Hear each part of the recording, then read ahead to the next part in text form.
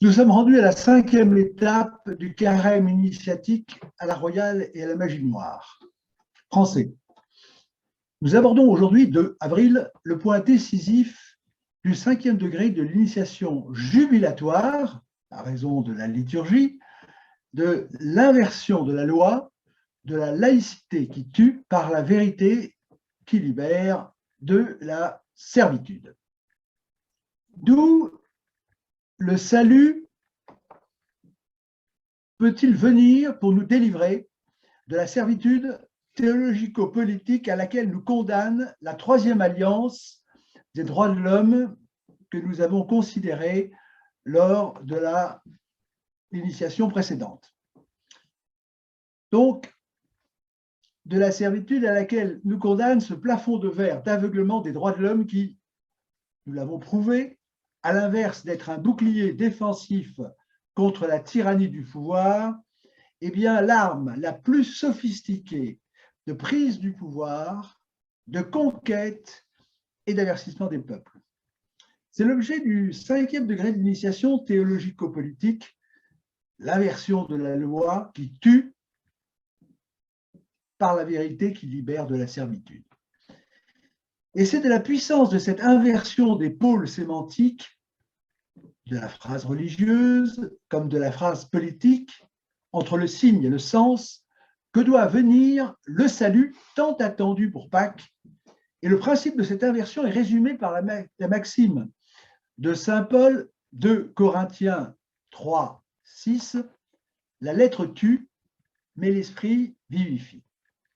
Ce principe libérateur d'inversion de la loi et de l'esprit est le point culminant des 4 premiers degrés d'initiation à laquelle il faut rappeler brièvement avant de dévoiler la double initiation théologico-politique justifiant le cri jubilatoire du létaré, donc de la liturgie, comme point d'orgue de la 4e semaine de carême annonçant la passion. Alors, rappelons tout de même les acquis qui permettent de renforcer effectivement la conquête à laquelle nous devons participer et même lancer. Donc, nous avons vu le premier acte qui était le pacte de vérité. C'est le premier degré d'initiation personnelle pour se purger du mensonge et de la triche.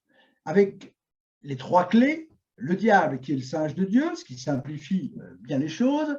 Deuxièmement, de la division en blocs magie blanche et magie noire. Troisièmement, du principe d'inversion universelle qui fait que le diable est l'inverse de Dieu, le mensonge est l'inverse de la vérité, n'est que l'inverse, et la magie noire n'est que l'inverse de la magie blanche. Donc, le 2e degré, c'est le serviam ou le non-serviam, qui permet de se situer dans un camp. Bon. Et donc, nous avons vu la tentation entre le pouvoir et la vérité, qui fait que chacun d'entre nous, à un moment donné, est amené à basculer d'un côté ou de l'autre.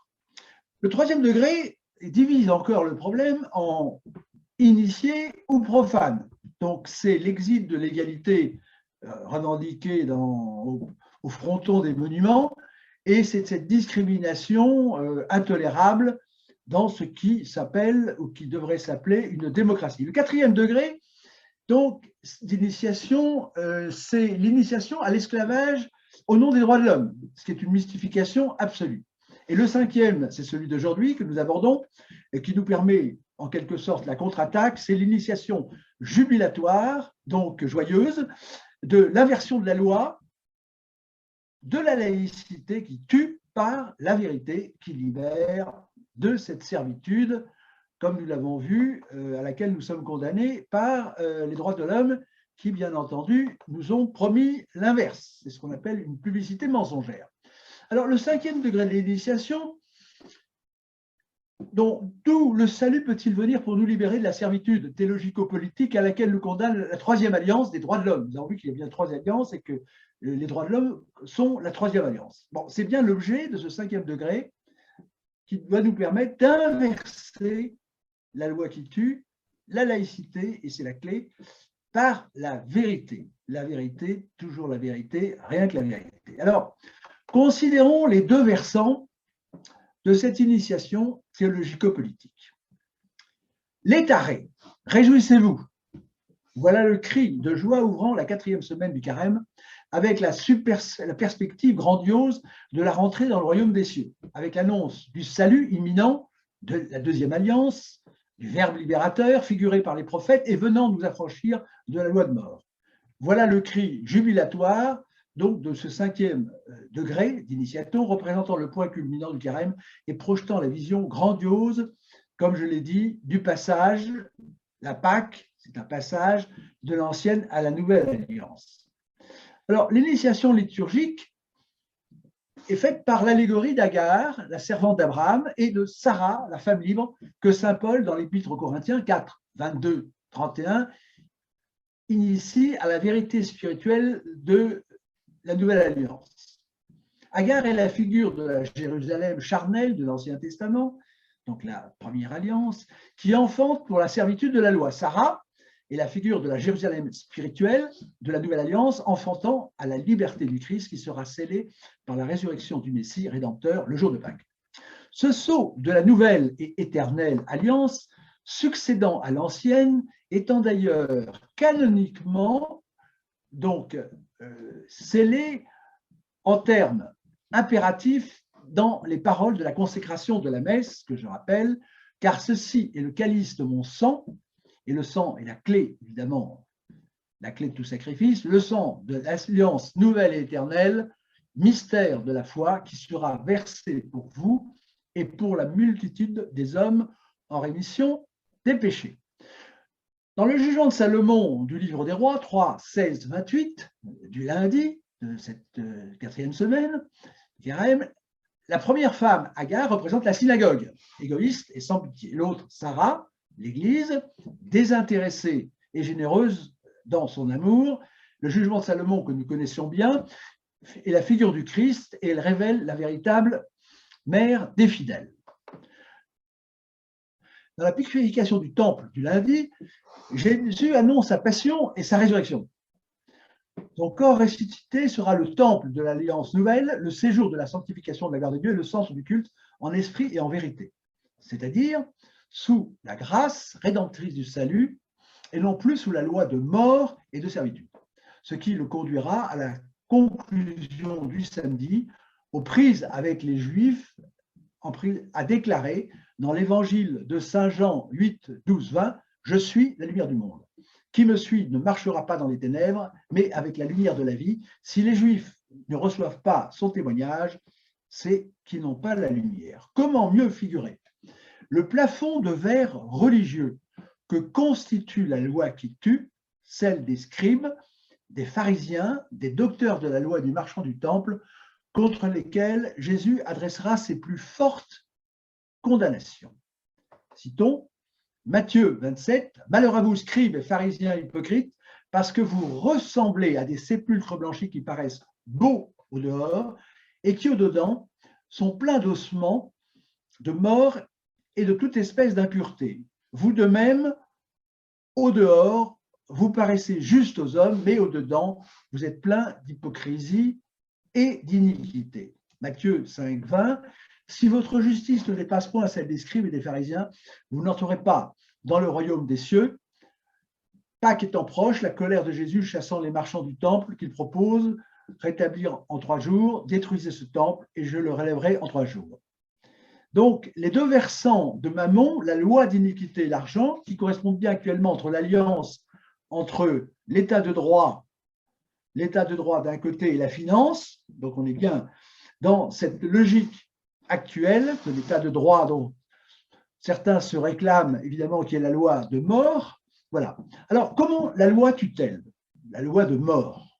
Eh bien, l'évangile de Saint Luc 11, 42, 46 le dit bien en ces termes. Alors, un docteur de la loi prit la parole et lui dit, « Maître, en parlant ainsi, c'est nous aussi que tu insultes. » Jésus reprit, « Vous aussi, les docteurs de la loi, malheureux êtes-vous parce que vous chargez les gens de fardeaux impossibles à porter et vous-même, vous ne touchez même pas ces fardeaux d'un seul doigt. » Donc, nous reconnaissons bien la situation actuelle de l'inflation du droit, de l'inflation des règles, effectivement, que ceux qui la produisent ne touchent pas d'un seul doigt. Donc la loi place réellement l'homme sous une puissance de mort, car elle menace de mort ses violateurs, et la mort est la conséquence inévitable de la désobéissance et de la séparation d'avec Dieu. Le mot de mort a ici son sens le plus large, privation de la vraie vie, de la vie venant de Dieu, de la communion avec Dieu, aboutissant à la mort spirituelle. L'homme tué moralement aboutirait sur cette voie à la mort éternelle si une autre puissance n'intervenait pour le délivrer de cet agent de péché de mort qui s'est emparé des lieux auxquels le rive la loi. Cette puissance, c'est l'esprit, le contraire de la loi. Et nous voyons bien que l'état de droit, c'est celui qui tue l'esprit. Bon. Et c'est la problématique, le problème actuel de la renaissance de la politique, du réenchantement de la politique et également, disons carrément, de la religion. Le Saint-Esprit possède la capacité que n'a pas la loi de dominer la chair, d'accomplir en l'homme la volonté divine, les exigences de la loi, Romains 8,4. C'est par la grâce, en effet, que vous êtes sauvés, par le moyen de la loi, Éphésiens 2,8. Et le Romains, chapitre 6, 14, nous dit « Nous ne sommes pas sous la loi, mais sous la grâce ». C'est ce qu'il dit, évidemment, aux chrétiens. Nous sommes justifiés gratuitement par sa grâce, par la rédemption qui est dans le Christ, Jésus, dans Dieu, lequel Dieu a présenté pour propitiateur par la foi en son sang, afin de montrer sa justice dans le support des péchés précédents dans la patience de Dieu, afin de montrer, dis-je, sa justice dans le temps présent. Donc actuellement, effectivement, nous sommes sous la loi. Alors, il faut rappeler quand même la différence entre la Pâque juive et la Pâque des chrétiens. Donc les racines étymologiques du mot Pâque évoquent la notion de passage, et donc la Pâque, Pécha en hébreu, est une fête juive qui commémore l'exode du peuple juif d'Israël libéré de l'esclavage par Moïse en traversant la mer Rouge. Bon. Donc, nous avons l'Alliance, l'ancienne Alliance et la nouvelle Alliance. Ce qu'il faut considérer maintenant, c'est l'initiation politique.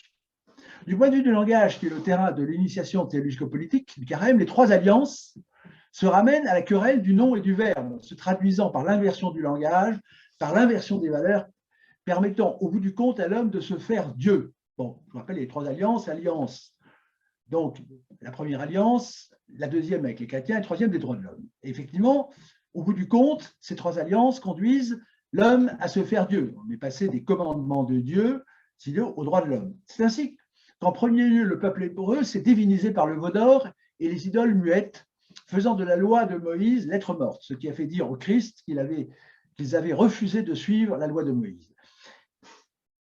Donc, si les scribes, pharisiens, docteurs de la loi, ont fini par méconnaître le Messie, c'est parce que leur cœur s'était même donc détourné de Moïse. Ils ont condamné Jésus pour continuer à s'adonner à la magie noire par la loi de mort instrumentalisée comme moyen de magie politique et non de salut spirituel. Et là, nous anticipons sur la suite. Alors, du strict point de vue de l'analyse grammaticale et logique, parce que ce que nous faisons actuellement dans cette initiation à la royale à magie noire, c'est de constater qu'il y a des formes qui coïncident. Donc, c'est uniquement, nous sommes dans un cadre d'analyse grammaticale et logique et scientifique. Donc, du strict point de vue donc, de cette analyse grammaticale et logique, la première alliance s'était faite contre Dieu. Ce qui fait dire au Christ qu'ils ont, donc aux pharisiens, aux scribes et autres, qu'ils ont le diable pour père. Jean 8, vous avez pour père le diable et vous voulez accomplir les désirs de votre père. Il a été meurtrier dès le commencement et il ne s'est pas tenu dans la vérité parce qu'il n'a pas de vérité en lui. Lorsqu'il profère le mensonge, il parle de son propre fond, car il est menteur et père du mensonge. C'est ce que nous reverrons, bien entendu, dans la laïcité, puisque nous avons ces formes qui se correspondent entre les alliances. La seconde alliance remet le verbe à l'endroit en mettant les chrétiens non plus sous la loi, mais sous la grâce. Et la troisième alliance inverse la parole de Dieu en parole laïque, remettant sous la loi, donc le peuple sous sa loi, ce qui la ramène, sans le dire, à la perversion de la première alliance de la loi de mort. Donc les droits de l'homme nous ramènent à la première alliance de mort, mettant sous la loi, finalement. Ce que nous constatons cruellement actuellement au plan religieux et au plan politique, c'est bien entendu cette remise sur la loi étant ce qui tue l'esprit. Alors nous avons donc une initiation, un triptyque pour cette initiation. Bon, étymologiquement, nous l'avons vu, la Pâque évoque la notion de passage, et nous sommes dans cette notion, d'ailleurs que nous avons eue pour la magie, en 3 étapes. Il y a une étape préalable, il y a ce qui fait passer à la 3e en passant par la seconde. Donc il y a bien 3 moments. Bon. Et la Pâque traduit bien ce passage d'un état dans un autre. Bon. Alors, donc, les 3 principes du judaïsme peuvent être résumés en 3 articles principaux: la croyance en l'existence de Dieu et son unité, l'obligation de réaliser les mitzvahs. Donc ce sont des règles, nous sommes dans le cadre de la loi, des règles, toujours des règles, avec en troisièmement la croyance à la rétribution des actes et la croyance surtout à la délivrance du peuple Israël. Nous avons bien cette notion de passage qui est au cœur des principes du judaïsme. Pour le christianisme, c'est le passage de la passion et la résurrection conduisant à la rédemption au salut éternel. Et pour les droits de l'homme, nous l'avons vu, c'est cette liberté que la France a inventée et qu'elle a propagée dans le monde, qui devait nous faire passer effectivement d'un ancien régime obscur à un paradis que nous voyons actuellement sous nos yeux. Bon. Donc, la 4e degré d'initiation a été prouvé que la 3e alliance des droits de mort fait politiquement rétrograder, effectivement, nous fait rétrograder à la servitude de la loi. Le peuple français spirituel, par essence, si j'allais dire, a été confiné, et il est confiné actuellement dans un carcan de règles qui le réduit à néant et l'a amené à que des pelotons, alors que sous le règne de la 2e alliance, donc de la 2e alliance, disons que le peuple français et la France étaient la mère des arts et des armes et des Élois, selon la formule bien connue, et régnait sur le monde qu'elle émerveillait, qu'elle émerveillait par sa qualité dans tous les domaines, bon, jusqu'à la fin du XVIIIe siècle. Et je rappelle la fameuse phrase de Talleyrand qui n'a connu les années 80, 1780, n'a pas connu la douceur de vivre. Donc, c'est ce qui a été détruit par la terreur, que nous savons bien, la guillotine, tout ça au nom des droits de l'homme. Donc, on juge un arbre à ses fruits. Bon. Donc, on juge un arbre à ses fruits, et la question qui se pose maintenant, c'est c'est la question de la solution pour se libérer de la loi de mort, de la laïcité, par la vérité et en esprit. Comment cette initiation jubilatoire, puisqu'elle annonce évidemment la solution, le salut, à raison de la liturgie, comment pratiquer cette inversion de la loi, de la laïcité qui tue par la vérité qui libère. Donc ça, c'est une opération qui nous ramène au langage et donc qui va nous amener à dire une chose très importante, un mot-clé. Et je vous rappelle que depuis Jules César, vous avez Robespierre et Staline, tous ceux qui ont mené le monde se sont posé la question du mot qu'il fallait placer en haut de la pyramide pour dominer. Par exemple, là, quand vous avez la dictature du prolétariat, eh bien, le dieu, c'est le prolétariat. Alors, nous avons plusieurs considérations à faire. C'est que nous voyons actuellement une destruction de toutes les valeurs dont tout le monde se plaint, mais tout l'accélère, c'est ce que certains pourraient appeler la déconstruction. Mais nous voyons, puisque nous sommes en période présidentielle, que personne ne propose une vision pour, j'allais dire, inverser cette destruction systématique du modèle français, ce qui est facile à suivre. Alors, ce qui est frappant, c'est de voir que personne n'a de point d'appui pour lutter contre cette destruction de la 3e alliance qui nous opprime au nom de la liberté, qui nous empêche de parler au nom de la liberté d'expression, qui fait tout à l'envers. Et un exemple quand même très frappant a été celui du viol de la Constitution par l'utilisation d'un mot, en l'espèce mariage, que la Constitution, qui était garantie par la Constitution, de la langue française. C'est-à-dire qu'il y a les dogmes de la laïcité, liberté, égalité, fraternité, sont tellement puissants qu'au nom de l'égalité, tout le monde fait des génuflexions et personne n'ose absolument rien dire. Donc là, nous sommes bien dans cette initiation théologico-religieuse. Alors, que faire ? Que faire ? Eh bien, déjà, on peut faire un premier bilan. Bon, en France, parce que nous avons cette troisième alliance et la deuxième alliance. Bon, laissons pour l'instant la première alliance. Si on confronte les fruits de la deuxième alliance à la première alliance, la troisième à la deuxième alliance, donc celle des droits de l'homme, finalement, à celle de Pâques, si on peut dire, hein, donc de la grâce, de l'esprit, eh bien, on peut faire le constat, le bilan suivant, très très simple. En France, depuis 15 siècles, la puissance du verbe et des arts sacrés a produit des merveilles.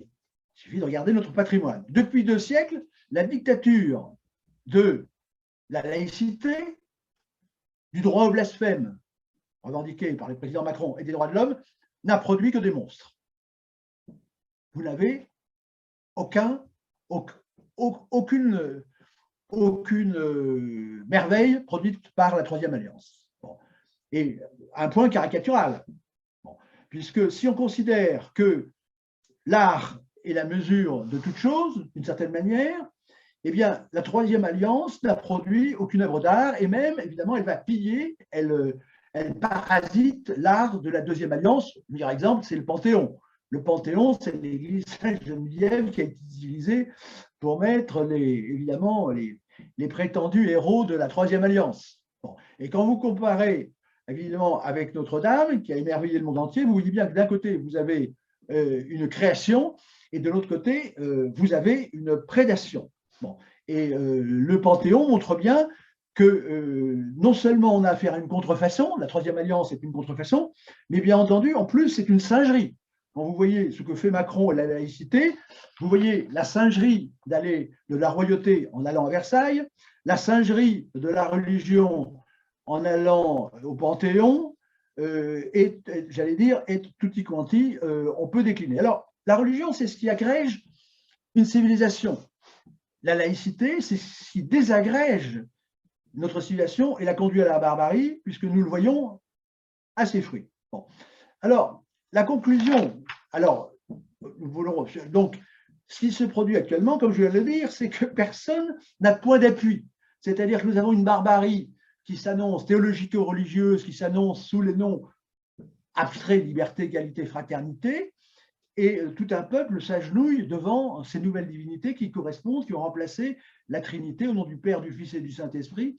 Maintenant, la Troisième Alliance s'avance, avant sa barbarie, sa destruction et son absence de création au nom de la liberté, de l'égalité et de la sainte fraternité. Non, c'est du tragicomique. Alors, personne n'a jamais osé blasphémer contre la nouvelle religion des droits de l'homme, la laïcité et sa singerie permanente. Bon. Alors, c'est une situation tout à fait inouïe, cette barbarie qui se prétend évidemment modernité, puisque jamais dans l'histoire du monde, aucun peuple, j'étais au contact de la société cannibale, par exemple, eh bien, même les cannibales reconnaissent qu'il y a quelque chose au-dessus d'eux. Bon, alors évidemment, se targuer de la laïcité, ça paraît tout à fait extraordinaire en disant, bon, finalement, c'est l'égalité, c'est merveilleux. Pas du tout, pas du tout. Lorsqu'il y a eu la discussion entre la laïcité, sur la séparation de l'Église et de l'État, eh bien évidemment, les religieux de laïcité reprochaient aux religieux de la Deuxième Alliance de dire, vous avez trouvé un mot pour dominer les autres. Mais justement, la laïcité, c'est le mot qui a été utilisé pour dominer tout le monde, et ceux qui ont lutté contre, effectivement, l'emprise de la religion se sont considérés comme dieux, c'est-à-dire qu'il y avait un dieu avant, mais maintenant nous n'avons que des dieux, c'est-à-dire tous les tenants de la laïcité se considèrent comme des dieux. Alors, ça peut ressembler à une blague, si vous voulez, mais vous aviez Louis XIV qui disait « Lorsque je ne serai plus là, vous aurez des dizaines de milliers de petits rois ». Et c'est ce que nous voyons constamment. Bon. Napoléon disait, pendant la Révolution, les Français n'ont jamais été sans roi. Et actuellement, le roi, le dieu de tous ceux que nous voyons dans le contemporain, c'est leur nombril. Donc, nous avons des dieux, et alors ces dieux qui sont individualistes, évidemment, correspondent à ce que j'ai dit tout à l'heure, c'est que la religion, c'est ce qui agrège une civilisation, et la laïcité Et la déification du nombril, c'est ce qui désagrège la société. Nous voyons tous les jours, puisque chacun fait ses règles et que nous n'avons plus de communion. Et là, nous pourrions reparler de la communion commune. Alors, nous sommes évidemment, nous avons vu que les droits de l'homme, c'est une absurdité, puisque normalement, les droits de l'homme découlent des droits naturels qui sont sacrés, c'est ce qui est bien écrit dans les droits de l'homme de 89, mais personne ne s'y réfère, puisque le président Macron se revendique le droit au blasphème. Donc le droit au blasphème, ça comprend le blasphème contre les droits naturels, donc contre ce qui est censé justifier les droits de l'homme, et au-dessus, vous avez le sacré, puisque tout ceci est censé avoir été fait au nom, évidemment, de l'être suprême. Donc nous sommes dans une absurdité, dans un système grotesque, et effectivement, comme il n'y a plus actuellement de formation ad hoc, nous n'avons plus personne pour ridiculiser la Troisième Alliance comme les philosophes, les 10 philosophes à la solde des agents anglais, des idées anglaises, au XVIIIe siècle, ont ridiculisé ou ont prétendu ridiculiser la Deuxième Alliance. Donc, nous sommes vraiment dans un système de singes, de singerie, et effectivement, évidemment, c'est la révélation que nous devons faire, c'est bien montrer à quel point, et c'est ce que nous faisons dans cette initiation, ce système est absurde. Et nous le voyons d'ailleurs, parce que le fait de n'avoir personne au-dessus de soi, c'est extraordinaire. Les juges n'ont personne au-dessus d'eux. Avant 1905, il y avait un crucifix, donc il y avait quand même l'appel à une transcendance qui pouvait peut-être juger les juges. Mais maintenant, ils n'ont personne au-dessus d'eux. Sinon, leur réseau de sympathie et de soutien, nous l'avons vu avec l'affaire Fillon, sinon leur salaire, sinon leur promotion et sinon leur bonne renommée. Donc, qui connaît la justice comme je la connais, voit bien qu'évidemment, c'est une singerie, cette justice, évidemment, puisqu'il n'y a aucune transcendance et aucune idée de justice. C'est l'état de droit, il s'appelle juge, mais il n'y a pas de justice. Voilà. Et donc, ça, c'est un point tout à fait capital. Alors, ne rien avoir au-dessus du pouvoir, ça ne s'était jamais vu. Et donc, quelle est la solution? Eh bien, la solution, aussi étrange que ça puisse paraître, c'est de repasser de la seule solution possible, c'est de revenir de la Troisième Alliance à la Deuxième Alliance, puisque quiconque a fait de la reprise d'entreprise, c'est très bien quand une entreprise est en perdition, ce qui est notre cas, c'est le désastre, c'est le Titanic, eh bien, il faut se revenir au cœur de métier. Et donc, il faut remettre, j'allais dire, non seulement il faut remettre l'Église au centre du village, mais il faudrait peut-être remettre aussi Dieu au centre de l'Église. Donc, bon. Et ça, ce que je vous dis, ce n'est pas du tout une position religieuse ou autre, c'est une vérité universelle et scientifique. C'est-à-dire, quand vous étudiez une société, eh bien, vous voyez bien ce qu'il a fait. Et c'est ce qui a fait la société, que ce soit une société industrielle ou une autre, que ce soit une civilisation, c'est le moteur, c'est le générateur qui a conduit au sommet, ce qui a été le cas de la France, un pays, évidemment, qui a la seule chance de salut. Sinon, évidemment, ça ne peut être, nous ne pouvons assister qu'à la disparition. Donc, la solution, c'est d'inverser, si vous voulez, le choix des Français maintenant est tout à fait simple.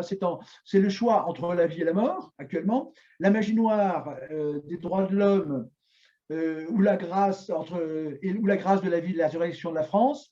Donc, c'est la vie ou la mort. Le choix est entre le beau et le laid, le vrai et le faux, le bien ou le mal. C'est aussi bête que ça. Et en clair, c'est entre, si vous voulez, remettre Dieu au centre de l'Église et l'Église au centre du village, ou bien, j'allais dire, remettre le diable et laisser le diable où il est, parce que ce qui peut être dit de la laïcité, effectivement, de ceux qui défendent la laïcité, et que personne n'a jamais osé attaquer, évidemment, comme il le faut, eh bien, il faudrait oser leur dire, parce que personne n'ose rien dire maintenant, c'est la liberté d'expression, mais ce qui compte, ce n'est pas la liberté d'expression, c'est le courage de l'expression, et surtout de l'expression de la vérité. Et donc, on peut dire des grands prêtres de la laïcité, ce que le Christ a dit des pharisiens, des docteurs de la loi, donc de l'état de droit, si vous voulez, des marchands du temple, que nous voyons partout, c'est qu'ils ont le diable pour père. Et vous avez pour père le diable et vous voulez accomplir les désirs de votre père. Il a été meurtrier dès le commencement et il ne s'est pas tenu dans la vérité parce qu'il n'a pas de vérité en lui. Lorsqu'il profère le mensonge, il parle de son propre fond car il est menteur et le père du mensonge et effectivement, il est homicide. Et la laïcité est homicide de corps et d'esprit.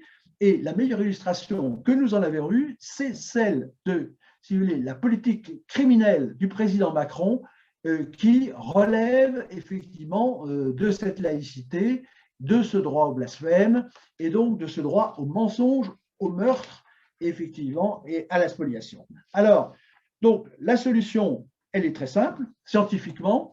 Eh bien, quand vous avez des principes qui ont porté au sommet un pays, une entreprise ou une quelconque société, et que vous inversez ces principes et que vous voyez que la société va à la mort, eh bien, la solution, c'est simple, il faut inverser les fils, le plus et le moins du cerveau, du langage, pour revenir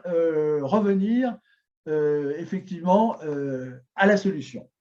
Et donc, c'est ce qui a été décrit par le français, la harpe, bon, et ce qui a été décrit par Orwell. Nous sommes dans un langage d'inversion dont le maître mot, c'est le en même temps. Et donc, la solution, c'est de se libérer de la loi et de la laïcité de mort par la remise au centre du village, je veux dire de la vérité en esprit. Bon, et la solution, elle tient tout simplement à oser remettre le mot Dieu en haut de la pyramide. Dieu étant le mot scientifique, je vous démontre en 2 minutes, en 2 secondes, l'existence de Dieu, qui est si facile, difficile à prouver pour certains. Eh bien, j'appelle Dieu la cause des causes, donc Dieu existe. C'est aussi simple que ça. Il y a une cause des causes et personne ne peut le contester. Après, bon, donc voilà le grand secret du langage. Remettre Dieu en haut de la pyramide, c'est le secret de la deuxième alliance. Et la troisième alliance est consistant tout simplement à mettre le diable, c'est-à-dire le singe de Dieu, en haut de la pyramide. Voilà le secret du langage pour triompher de Macron à Pâques et pour en arriver à la résurrection de la France pour Pâques, si possible, et en tout cas après.